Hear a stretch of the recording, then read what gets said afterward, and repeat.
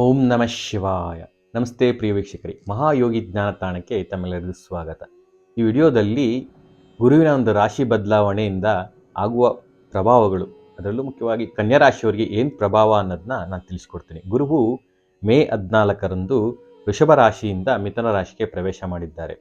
ಗುರುವಿನ ಒಂದು ಪ್ರಭಾವ ಪ್ರಪಂಚದ ಮೇಲೆ ಹಾಗೆ ನಿಮ್ಮೆಲ್ಲರ ಜೀವನದ ಮೇಲೆ ಖಂಡಿತ ಇರುತ್ತೆ. ಸೊ ಅರ ಮುನಿದ್ರೂ ಗುರು ಕಾಯೋನಿಗೆ ಗುರುವಿನ ಒಂದು ಬಲ ಅನ್ನೋದು ತುಂಬ ಮುಖ್ಯ. ಗುರುವಿನ ಬಲ ಇಲ್ಲ ಅಂತ ಹೇಳಿದರೆ ಯಾವುದೇ ಕಾರ್ಯವನ್ನು ನಾವು ಒಂದು ಸಲ ಪ್ರಯತ್ನ ಮಾಡಿದ್ರೆ ಆಗೋವಂಥ ಕಾರ್ಯ 10 ಸಲ ಪ್ರಯತ್ನ ಮಾಡಿದ್ರು ಆಗೋದಿಲ್ಲ. ತುಂಬ ಒಂದು ಎಫರ್ಟ್ಸ್ ಬೇಕಾಗುತ್ತೆ, ನಮ್ಮ ಪರಿಶ್ರಮ ಬೇಕಾಗುತ್ತೆ. ಸೊ ಗುರುವು ನಿಮಗೆ ಕರ್ಮಸ್ಥಾನದಲ್ಲಿ ದಶಮ ಸ್ಥಾನದಲ್ಲಿ ಸಂಚಾರ ಮಾಡ್ತಾ ಇದ್ದಾರೆ. ಸೊ ನಿಮಗೆ ಕಾರ್ಯಕ್ಷೇತ್ರದಲ್ಲಿ ಒಂದು ಹೆಚ್ಚಿನ ಜವಾಬ್ದಾರಿ, ಗೌರವ, ಸ್ಥಾನಮಾನ ವೃದ್ಧಿಯಾಗುತ್ತೆ. ಯಾಕೆಂದರೆ ಗುರು ಯಾವ ಸ್ಥಾನಕ್ಕೆ ಹೋಗ್ತಾರೆ, ಯಾವ ಭಾವಕ್ಕೆ ಹೋಗ್ತಾರೆ, ಆ ಭಾವವನ್ನು ವೃದ್ಧಿ ಮಾಡ್ತಾರೆ. ಸೊ ಗುರುವಿನ ಒಂದು ಸ್ಥಾನ ನಿಮಗೆ ದಶಮ ಸ್ಥಾನದಲ್ಲಿ ಹೋಗ್ತಾ ಇರೋದ್ರಿಂದ ಕಾರ್ಯಕ್ಷೇತ್ರದಲ್ಲಿ ಸ್ಥಾನಮಾನ ಮತ್ತು ಗೌರವ, ಬಡ್ತಿ ಅನ್ನೋದು ನಿಮಗೆ ಸಿಗ್ತಾ ಹೋಗುತ್ತೆ. ಹೆಚ್ಚಿನ ಜವಾಬ್ದಾರಿಯನ್ನು ಸಿಗ್ತಾ ಹೋಗುತ್ತೆ. ಈ ವರ್ಷ ಗುರುವಿನ ಪ್ರಭಾವ ಅರ್ಥ ತ್ರಿಕೋಣ ಭಾವಗಳ ಮೇಲೆ ಜಾಸ್ತಿ ಇರುತ್ತೆ. ಈ 2ನೇ ಭಾವ ಮತ್ತು 6ನೇ ಭಾವದ ಮೇಲೂ ಗುರುವಿನ ಪ್ರಭಾವ ಇರುತ್ತೆ. ಸೊ ನಿಮಗೆ ಮನಿ ಇನ್ಫ್ಲೋ ಅನ್ನೋದು ಜಾಸ್ತಿ ಇರುತ್ತೆ. ಯಾಕೆಂದರೆ ಗುರುವಿನ ದೃಷ್ಟಿ ಧನಸ್ಥಾನದ ಮೇಲೆ ಬೀಳ್ತಾ ಇದೆ. ಗುರುವಿನ ಒಂದು ದೃಷ್ಟಿ ಹೇಗೆ ಅಂದರೆ, ಹೇಗೆ ಒಂದು ದೀಪ ತನ್ನ ಸುತ್ತಮುತ್ತಲಿನ ವಾತಾವರಣವನ್ನು ಪ್ರಜ್ವಲಿಸಿತ್ತು, ಹಾಗೆ ಗುರುವಿನ ದೃಷ್ಟಿ ಒಬ್ಬ ವ್ಯಕ್ತಿಯ ಜೀವನದ ಒಂದು ದಿಕ್ಕನ್ನೇ ಬೆಳಗಿಸ್ಬೋದು, ಅವರ ಜೀವನವನ್ನು ಬೆಳಗಿಸ್ಬೋದು. ಹಾಗಾಗಿ ಧನಸ್ಥಾನ ಮೇಲೆ, ವಾಕ್ಸ್ಥಾನದ ಮೇಲೆ ಗುರುವಿನ ದೃಷ್ಟಿ ಇರೋದ್ರಿಂದ ನಿಮಗೆ ಮನಿ ಇನ್ಫ್ಲೋ ಅನ್ನೋದು ಹಾಗೇ ಇರುತ್ತೆ, ಅಂದರೆ ಚೆನ್ನಾಗಿರುತ್ತೆ, ವೃದ್ಧಿ ಆಗುತ್ತೆ. ಹಾಗೆ ಯಾರು ಒಂದು ಶಿಕ್ಷಣ ಕ್ಷೇತ್ರ, ಆರೋಗ್ಯ ಕ್ಷೇತ್ರ, ಆಹಾರ ಕ್ಷೇತ್ರ, ಅದರಲ್ಲೂ ಮುಖ್ಯವಾಗಿ ಹಣಕಾಸು, ಬ್ಯಾಂಕಿಂಗ್ ಕ್ಷೇತ್ರ, ಕಮ್ಯುನಿಕೇಷನ್ ಕ್ಷೇತ್ರದಲ್ಲಿದ್ದವರು ಈ ವರ್ಷ ಹೆಚ್ಚಿನ ಅವಕಾಶಗಳು ಜಾಸ್ತಿ ಬರುತ್ತೆ. ಯಾಕೆ ಅಂದರೆ ವಾಯುತತ್ವ ಕಮ್ಯುನಿಕೇಷನ್ ಹೌಸ್ ಮೇಲೆ ಗುರುವಿನ ಸಂಚಾರ ಇರೋದರಿಂದ ಈ ಕ್ಷೇತ್ರದಲ್ಲಿರೋರಿಗೆ ಹೆಚ್ಚಿನ ಒಂದು ಅವಕಾಶಗಳು ಮತ್ತು ಲಾಭ ಪಡೆಯುವಂಥ ಸಾಧ್ಯತೆ ಜಾಸ್ತಿ ಇರುತ್ತೆ. ಹಾಗೆ ಗುರುವಿನ ದೃಷ್ಟಿ ಚತುರ್ಥ ಭಾವದ ಮೇಲೂ ಬೀಳ್ತಾ ಇದೆ ಯಾರಿಗೆ, ಕನ್ಯಾ ರಾಶಿಯವರಿಗೆ. ಸೊ ಇಲ್ಲಿ ನಿಮಗೆ ಸ್ವಲ್ಪ ಗೃಹ, ವಾಹನ, ಮಾನಸಿಕ ನೆಮ್ಮದಿ, ಕಂಫರ್ಟ್ ಝೋನ್ ಮೇಲೆ ಗುರುವಿನ ದೃಷ್ಟಿ ಬೀಳ್ತಾ ಇದೆ. ಗುರುವು ನಿಮಗೆ ಚತುರ್ಥಾಧಿಪತಿ ಅವರೇ ಆಗಿರೋದ್ರಿಂದ ತನ್ನ ಸ್ವಂತ ಭಾವವನ್ನು ನೋಡ್ತಾ ಇರೋದ್ರಿಂದ ಆದಷ್ಟು ನೀವು ಮಾನಸಿಕ ನೆಮ್ಮದಿ ಕಡೆ ಜಾಸ್ತಿ ಗಮನವನ್ನು ಹರಿಸ್ತೀರ.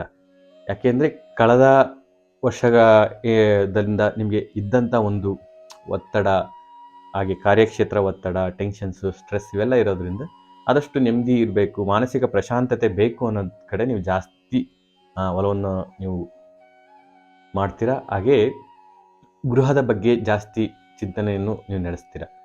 ಗೃಹ ಬದಲಾವಣೆ ಅಥವಾ ಒಂದು ಒಳ್ಳೆಯ ಸ್ಥಾನಕ್ಕೆ ಹೋಗಬೇಕು, ನೆಮ್ಮದಿ ಬೇಕು ಅನ್ನೋದನ್ನ ಕನ್ಯಾ ರಾಶಿಯವರು ಈ ವರ್ಷ ಯೋಚನೆ ಮಾಡ್ತೀರಾ. ಅದು ಆಗುವ ಸಾಧ್ಯತೆ ಜಾಸ್ತಿ ಇರುತ್ತೆ. ಹಾಗೆ ತಾಯಿಯ ಬಗ್ಗೆ ಗಮನವನ್ನು ಕೊಡಬೇಕಾಗತ್ತೆ, ತಾಯಿಯ ಆರೋಗ್ಯ ವಿಚಾರದಲ್ಲಿ ಸ್ವಲ್ಪ ಗಮನವನ್ನು ಕೊಡಬೇಕಾಗತ್ತೆ. ಯಾರು ಒಂದು ಡೈಜೆಸ್ಟಿವ್ ಸಿಸ್ಟಮ್ ಪ್ರಾಬ್ಲಮ್ ಫೇಸ್ ಮಾಡ್ತಾ ಇರ್ತೀರ, ಅದು ಸ್ವಲ್ಪ ಜಾಸ್ತಿ ಆಗೋ ಸಾಧ್ಯತೆ ಇರೋದ್ರಿಂದ ಆಹಾರ ಇಂಟೇಕಿಂಗ್ ಇರುತ್ತಲ್ವ, ಅದ್ರ ಬಗ್ಗೆ ನೀವು ಜಾಗ್ರತೆಯನ್ನು ವಹಿಸಬೇಕಾಗತ್ತೆ. ಆಹಾರದಲ್ಲಿ ಒಂದು ಕ್ರಮವನ್ನು ನೀವು ಅನುಸರಿಸಬೇಕಾಗತ್ತೆ. ಹಾಗೆ ಗುರುವಿನ ಒಂದು ಭಾಗ್ಯ ದೃಷ್ಟಿ, ನವಮ ದೃಷ್ಟಿ ಬಂದು ಷಷ್ಠಭಾವದ ಮೇಲೆ ಬೀಳ್ತಾ ಇದೆ. ಋಣರೋಗ ಶತ್ರುಸ್ಥಾನ.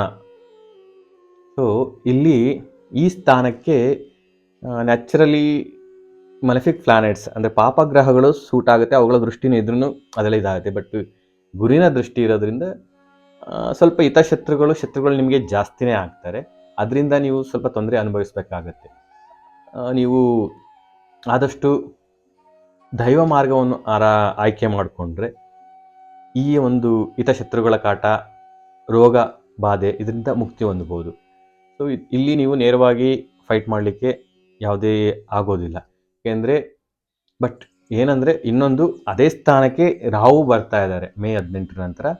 ಸೊ ರಾಹು ನಿಮಗೆ ಬಲ ಕೊಡ್ತಾರೆ. ನಿಮ್ಮ ಒಂದು ಚಾಕಚಕ್ಯತೆ, ನಾಲೆಡ್ಜ್, ನಿಮ್ಮ ಒಂದು circle, out of the box think ಮಾಡಿ ಪ್ರಾಬ್ಲಮ್ ಸಾಲ್ವ್ ಮಾಡೋ ಕೆಪಾಸಿಟಿ ರಾಹುಗಿರೋದ್ರಿಂದ, ರಾಹು ಆ ಭಾವಕ್ಕೆ ಬರ್ತಾ ಇರೋದ್ರಿಂದ ಷಷ್ಠ ಭಾವದಲ್ಲಿ ವೆರಿ ಗುಡ್ ರಿಸಲ್ಟ್ ರಾಹು ಕೊಡ್ತಾರೆ. ತನ್ನ ಸ್ವಂತ ಮನೆಯೂ ಅದೇ ಆಗಿರೋದ್ರಿಂದ ನೀವು ಭಯಪಡೋ ಅಗತ್ಯ ಇಲ್ಲ.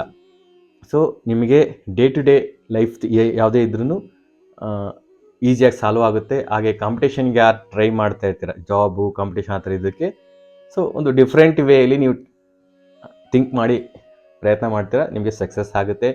ಶತ್ರುಗಳನ್ನ ನೀವು ಯಾವ ರೀತಿಯಾಗಿ ಟ್ಯಾಕಲ್ ಮಾಡ್ತೀರಾ ಅಂದರೆ ಅದು ಯಾರಿಗೂ ಗೊತ್ತೇ ಆಗೋದಿಲ್ಲ. ಸೊ ಆ ರೀತಿಯಾದ ಒಂದು ವೇಯಲ್ಲಿ ನೀವು ಟ್ಯಾಕಲ್ ಮಾಡಿ ನೀವೊಂದು ಜಯ ಸಾಧಿಸ್ತೀರ. ಹಾಗೆ ಗುರುವು ಬಲ ಬೇಕು. ಸೊ ಗುರುವಿನ ಒಂದು ಬಲಕ್ಕೋಸ್ಕರ ನೀವು ಆ ಒಂದು ಎನರ್ಜಿನ ಪಡ್ಕೊಳ್ಳೋಕ್ಕೋಸ್ಕರ ಗುರುವಿನ ಆರಾಧನೆ ಜಾಸ್ತಿ ಮಾಡಬೇಕು. ಅದರಲ್ಲೂ ವಾಯುತತ್ವ ರಾಶಿಯಲ್ಲಿ ಇರೋದ್ರಿಂದ ಸ್ತೋತ್ರ ಪಠಣೆ ವೆರಿ ಇಂಪಾರ್ಟೆಂಟ್. ನಿಮಗೆ ದೊಡ್ಡ ದೊಡ್ಡ ಸ್ತೋತ್ರಗಳಾಗಲ್ಲ, ಮಂತ್ರ ಆಗೋದಿಲ್ಲ ಅಂದರೆ ಗುರುವಿನ ಮೂಲ ಮಂತ್ರವನ್ನೇ ಪಠಣೆ ಮಾಡಿ. ಮೂಲ ಮಂತ್ರ ಪಠಣೆ ಮಾಡೋದ್ರಿಂದ ಹೆಚ್ಚಿನ ಫಲಗಳು ಪಡಿಬೋದು. ಹಾಗೆ ಗುರು ದತ್ತಾತ್ರೇಯರ ದರ್ಶನ ಖಂಡಿತ ಮಾಡಿ.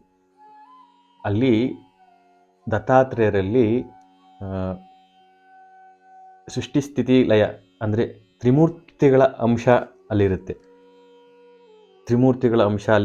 ಸತ್ವ ರಜೋ ಗುಣ ಏನಿರುತ್ತೆ, ತಾಮಸಿಕ ಗುಣಗಳು ಏನಿರುತ್ತೆ, 3 ಗುಣಗಳು ಅಂದರೆ ಈ ಪ್ರಪಂಚಕ್ಕೆ ಏನು ಬೇಕು, ಒಂದು ಸೃಷ್ಟಿಗೆ ಏನು ಬೇಕು, ಈ ಜೀವನಕ್ಕೆ ಏನು ಬೇಕು ಅನ್ನೋದು ಎಲ್ಲವೂ ಅವರಲ್ಲಿ ಅಡಕವಾಗಿರುತ್ತೆ. ಸೊ ಹಂಗಾಗಿ ದತ್ತಾತ್ರೇಯನ ಆರಾಧನೆ ಮಾಡೋದ್ರಿಂದ ಏನೇ ತೊಂದರೆಗಳಿದ್ರೂ ನಾವು ಹೊರಗಡೆ ಬರ್ಬೋದು. ಆ ಕ್ಷೇತ್ರದ ಮಹಿಮೆನೇ ಆಗಿರುತ್ತೆ. ಖಂಡಿತ ನೀವು ಮಿಸ್ ಮಾಡಬೇಡಿ. ಈ ವರ್ಷ ನೀವು ದತ್ತಾತ್ರೇಯವರ ದರ್ಶನ ಮಾಡ್ಕೊಬನ್ನಿ, ತುಂಬ ಒಳ್ಳೆಯದು. ಹಾಗೆ ರಾಘವೇಂದ್ರ ಒಂದು ಸ್ತೋತ್ರ ಇದೆ, ರಾಘವೇಂದ್ರ ಪಾಯಿಮ, ರಾಘವೇಂದ್ರ ಲಕ್ಷ್ಮಮ್ ಅಂತ. ಆ ಒಂದು ರಕ್ಷಾ ಸ್ತೋತ್ರವನ್ನು ನೀವು ಪಠನೆ ಮಾಡೋದ್ರಿಂದ ಹೆಚ್ಚಿನ ಶುಭ ಫಲಗಳನ್ನ ಕನ್ಯಾ ರಾಶಿಯವರು ಪಡಿಬೋದು. I wish you all the best ಕನ್ಯಾ ರಾಶಿಯವರಿಗೆ. ವಿಡಿಯೋ ಇಷ್ಟ ಆಗಿದ್ರೆ ಲೈಕ್ ಮಾಡಿ, ಶೇರ್ ಮಾಡಿ, ಕಮೆಂಟ್ ಮಾಡಿ ಹಾಗೂ ನಮ್ಮ ಚಾನಲ್ನ ಸಬ್ಸ್ಕ್ರೈಬ್ ಮಾಡ್ಕೊಳ್ಳಿ. ಧನ್ಯವಾದಗಳು. ಸಾಯಿರಾಮ್.